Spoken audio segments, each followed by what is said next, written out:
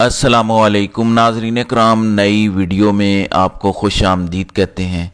एक तरफ तो इस्टेब्लिशमेंट के साथ मामलात तय करने के हवाले से मुख्तलिफ दावे सामने आ रहे हैं। अली अमीन गंडापुर की जानिब से एक टीवी इंटरव्यू दिया गया जिसके अंदर उन्होंने ये कहा है कि इमरान खान सबको माफ़ करने के लिए तैयार हैं और इस्टेब्लिशमेंट भी रजामंद हो गई है और हमारे मामलात तय हो रहे हैं। दूसरी तरफ सहाफ़ी senior anchor doctor Moeed Pirzada ने भी एक दावा किया। उन्होंने कहा कि इस्टेब्लिशमेंट के बड़ों ने अमेरिका के अंदर मुकीम वो लॉबी जो इमरान खान की रिहाई के लिए काम कर रही है, आर्मी चीफ पर पाबंदियों के हवाले से काम कर रही है, जॉय विल्सन का जो बिल आया है और इसी तरह जमहूरियत की बहाली के हवाले से जो मामलात हो रहे हैं उस पर राब्ता किया गया है इस्टेब्लिशमेंट के बड़ों की जानिब से और उन्हें यह कहा गया है कि हमें 30 से 35 दिनों का वक्त दे दें, हम सब कुछ ठीक कर देंगे। यानी ये डॉक्टर मोईद पीरजादा का दावा है। अब दो चीज़ें हैं, एक गंडापुर का दावा, एक डॉक्टर मोईद पीरजादा का दावा।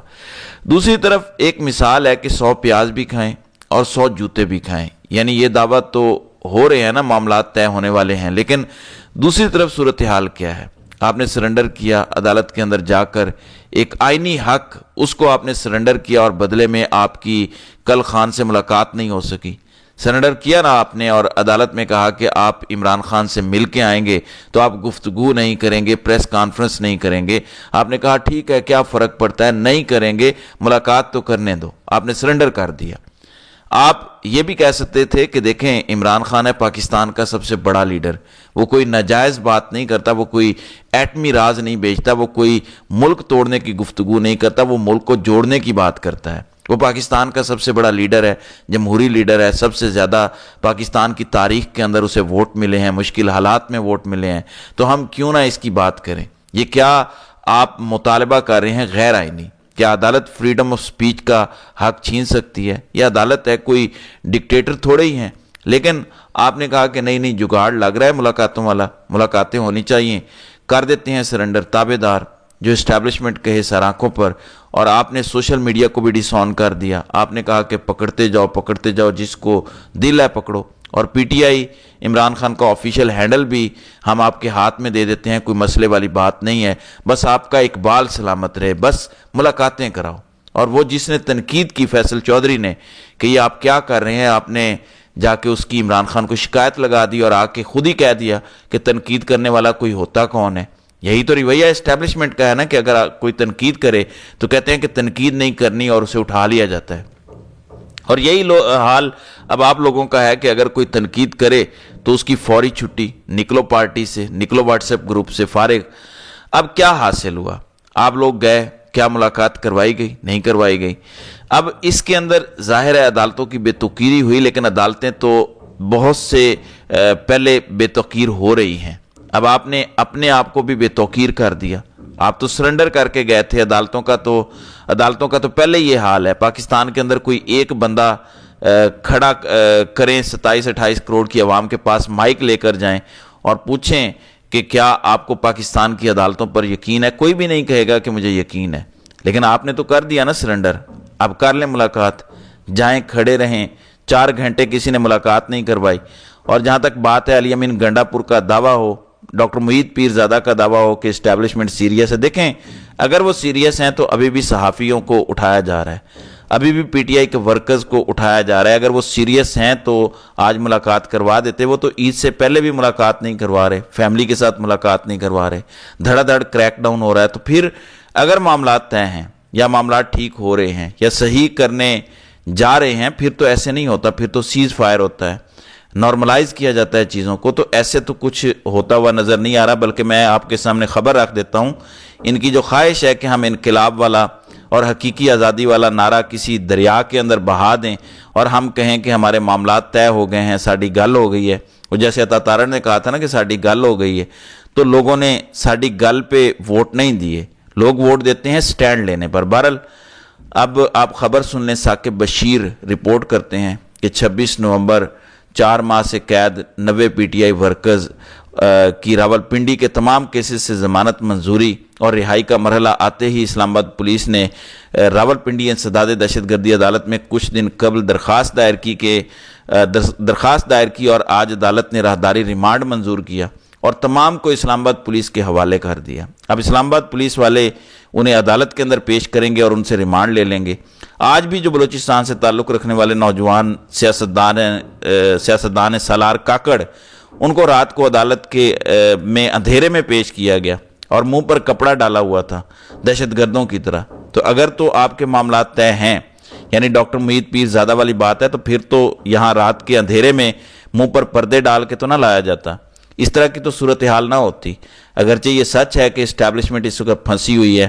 ابھی میں آپ کے سامنے خبر رکھتا ہوں، واشنگٹن سے امریکہ نے پاکستان سمیت مختلف ممالک کی 80 کمپنیوں کو برآمدات کی بلیک لسٹ میں شامل کر دیا ہے، اور ان 80 میں سے 50 تو چائنا کی کمپنیاں ہیں، 19 ہیں پاکستان کی کمپنیاں۔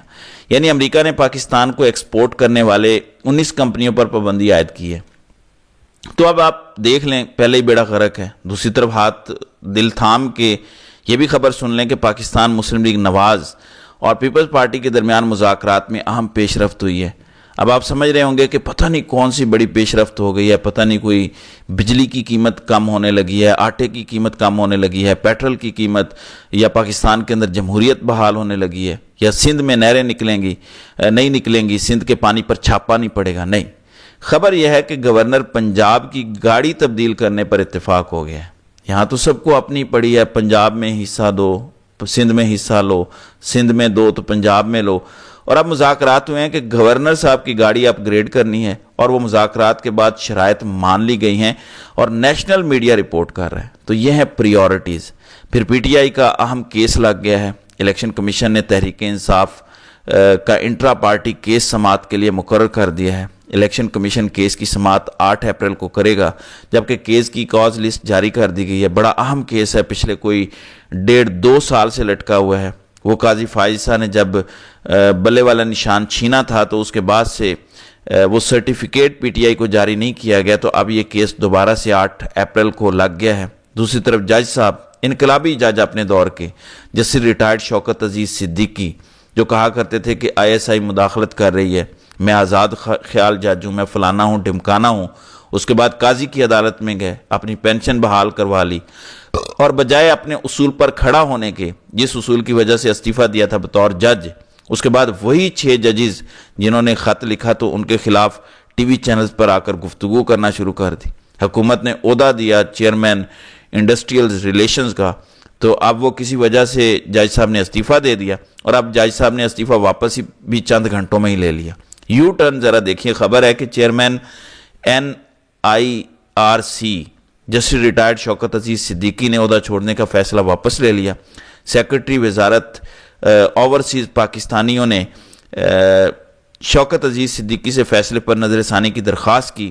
سیکرٹری ڈاکٹر ارشد محمود نے جسٹس شوکت عزیز صدیقی کی کارکردگی کو سراہا، یعنی انہوں نے درخواست دی اور عہدہ واپس۔ عہدہ کون چھوڑتا ہے؟ پہلے بطور جج عہدہ چھوڑ دیا تھا تو کیا حاصل ہوا تھا؟ کیا ضرورت ہے بھائی؟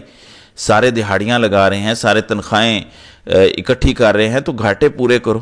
جبکہ پی ٹی آئی کے حوالے سے ذرا خبر سن لیں، اب سرنڈر ہو رہے ہیں اور لالی پاپ کے ہماری بات ہو گئی ہے۔ اب سلمان اکرم راجہ نے کل رات ایک ٹی وی پروگرام علینا شگری کے ساتھ وہ پروگرام کر رہے تھے، ان سے سوال کیا گیا کہ خان نے جو جیل سے کہا ہے کہ عید کے بعد ہر طرف احتجاج ہی احتجاج ہوگا، سڑکیں گرم ہوں گی، تو سلمان اکرم راجہ نے کہا یہ کس نے بیان دیا ہے؟ خان نے تو ایسا کوئی بیان نہیں دیا، خان نے تو کوئی احتجاج کی بات نہیں کی، یہ تو سوشل میڈیا کی باتیں ہیں، پتہ نہیں کہاں سے آ گئیں۔ تو انہوں نے تردید کر دی، اور اب اطلاعات ہیں کہ عید کے بعد 2-4 چھوٹے موٹے KPK کے اندر اور جہاں پر پی ٹی آئی کی حکومت ہے وہاں پہ جلسے کیے جائیں گے، چھوٹی موٹی ریلیاں نکالی جائیں گی، یا چھوٹے موٹے ورکرز کنونشن ہوں گے، 2-4 پریس کانفرنسز ہوں گی، اور اللہ خیر صلاح۔ اس سے آگے کا تو کوئی پلان اب جو ہے وہ نظر نہیں آ رہا۔ تو یہ صورتحال ہے، اب دیکھتے ہیں کہ آگے ہوتا ہے کیا۔ تو ناظرین کرام، آپ کی اس ویڈیو کے حوالے سے کیا رائے ہے؟ آپ اپنی رائے کا اظہار کامنٹ سیکشن میں ضرور کیجیے گا۔